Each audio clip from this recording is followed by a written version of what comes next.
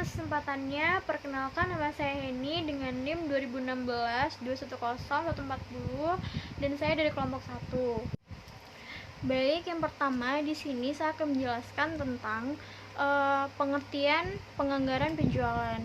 Yaitu anggaran penjualan adalah anggaran yang merencanakan secara lebih terperinci tentang penjualan perusahaan selama periode yang akan datang. Sedangkan menurut Mukijat itu anggaran adalah perencanaan yang layak tentang volume penjualan yang diharapkan. Lalu berdasarkan dari dua definisi tersebut adalah disimpulkan anggaran penjualan itu merupakan sebuah rencana yang dinyatakan dalam bentuk kuantitatif pada periode tertentu yang dinyatakan dalam periode tahun.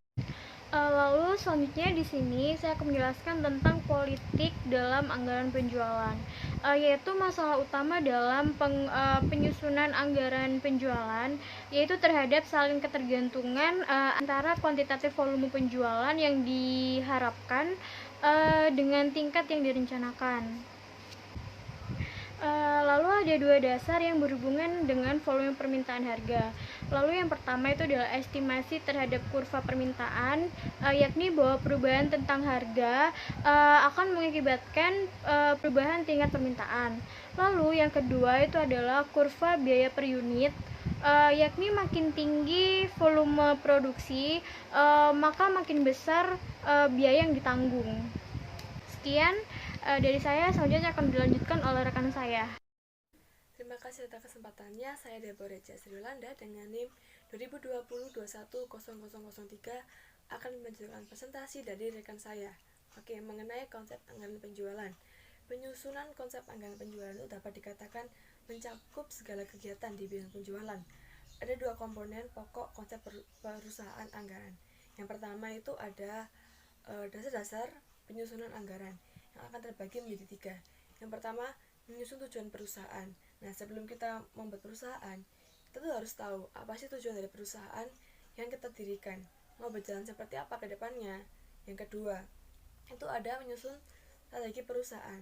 Jadi tidak hanya tahu tujuannya saja, tapi kita juga harus mengerti strategi apa sih yang harus kita gunakan.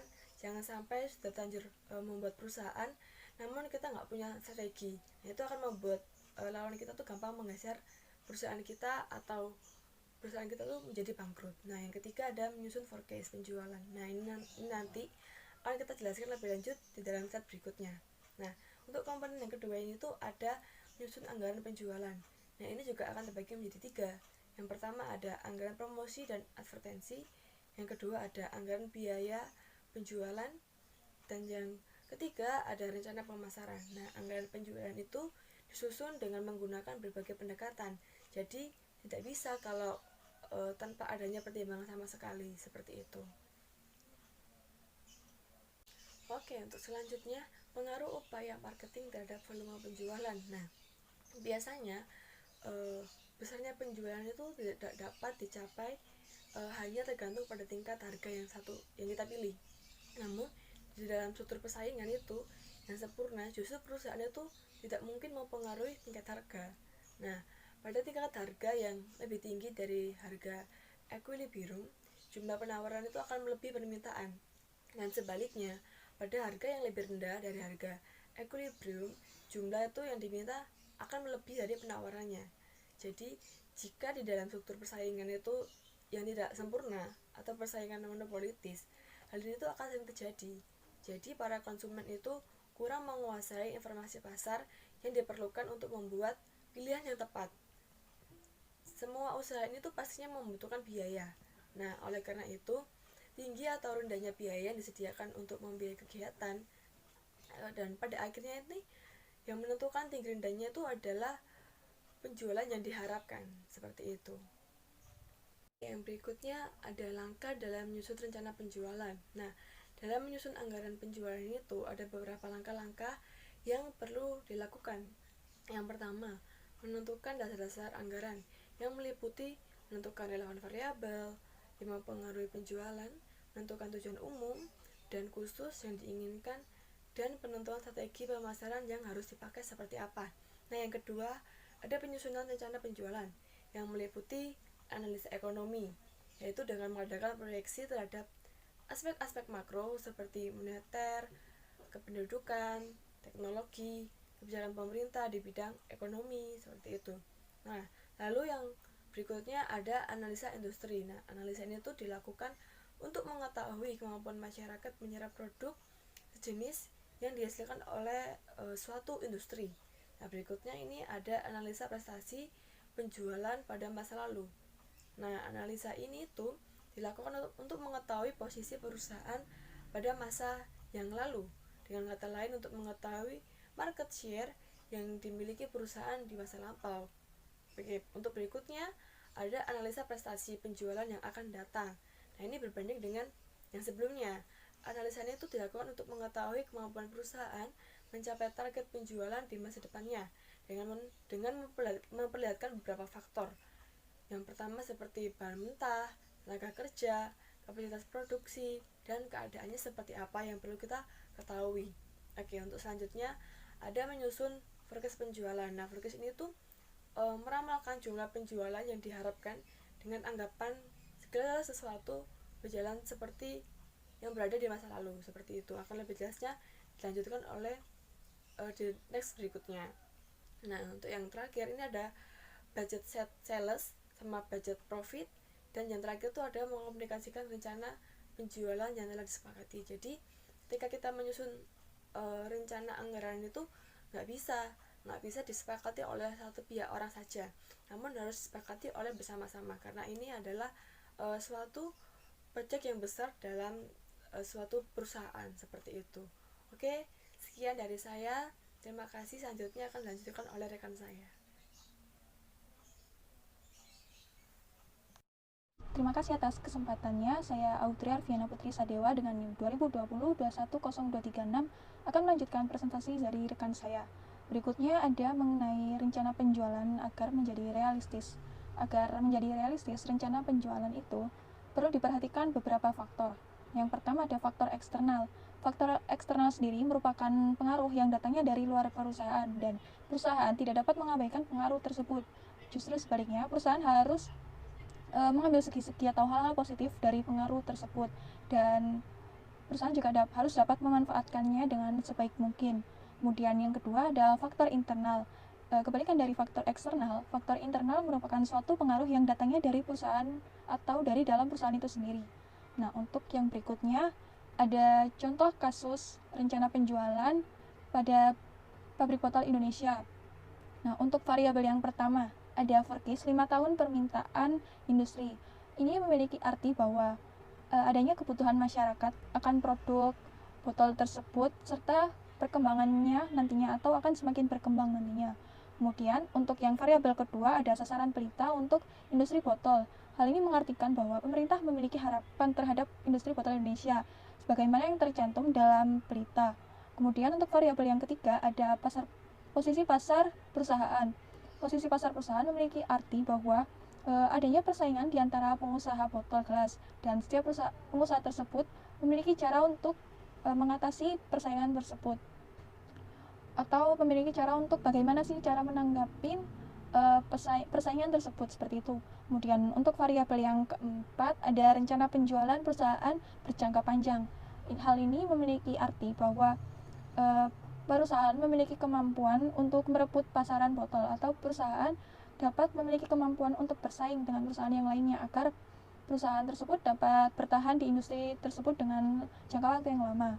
Kemudian untuk variabel yang kelima mengenai rencana kapasitas produksi perusahaan jangka panjang, itu memiliki arti bahwa perusahaan itu memiliki kapasitas produksi untuk waktu yang akan mendatang nanti atau untuk kedepannya nanti, seperti itu.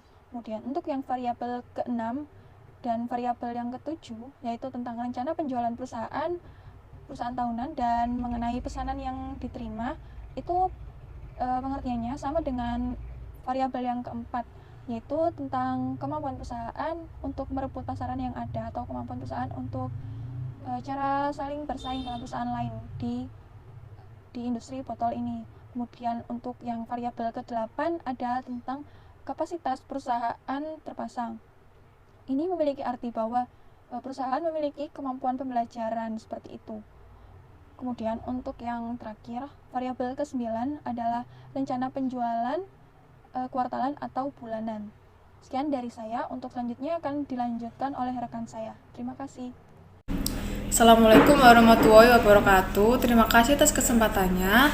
Nama saya Alvina Putri Damayanti dengan NIM 2020210358. Baik, di sini saya ingin melanjutkan presentasi dari rekan saya, yakni teknik-teknik dalam forecast penjualan. Nah, untuk forecasting sendiri adalah suatu cara untuk mengukur dan menafsirkan suatu kondisi bisnis untuk masa mendatang. Nah, untuk pengukuran tersebut biasanya dilakukan secara dua cara, yakni yang pertama adalah dengan cara kuantitatif, lalu yang kedua adalah dengan cara kualitatif.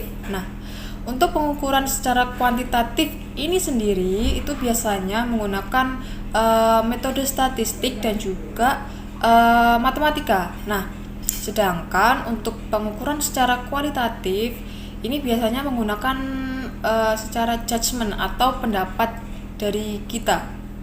Nah, sebenarnya dengan dua cara ini sendiri itu mempunyai kelemahan tersendiri. Karena apa?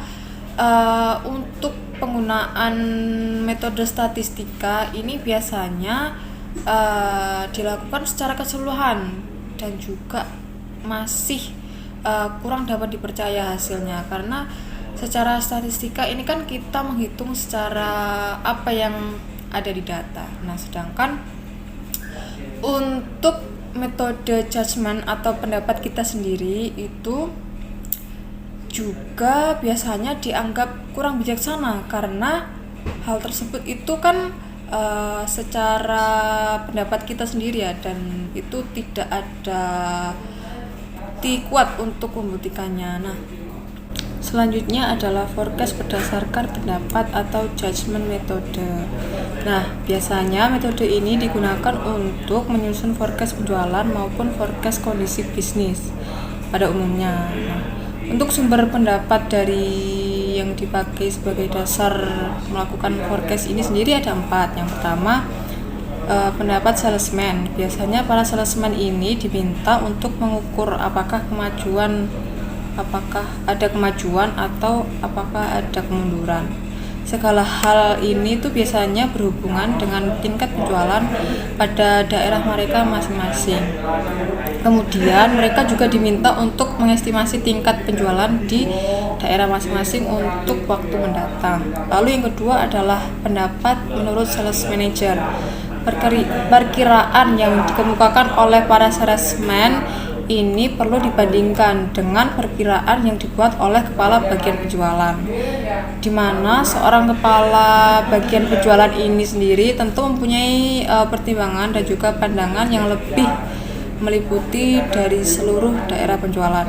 Lalu yang ketiga adalah pendapat bagi para ahli.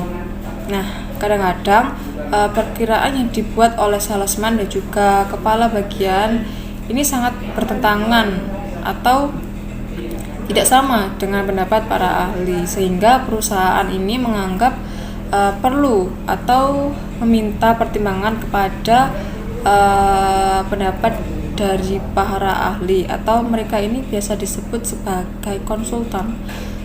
Lalu yang terakhir adalah pendapat dari survei konsumen.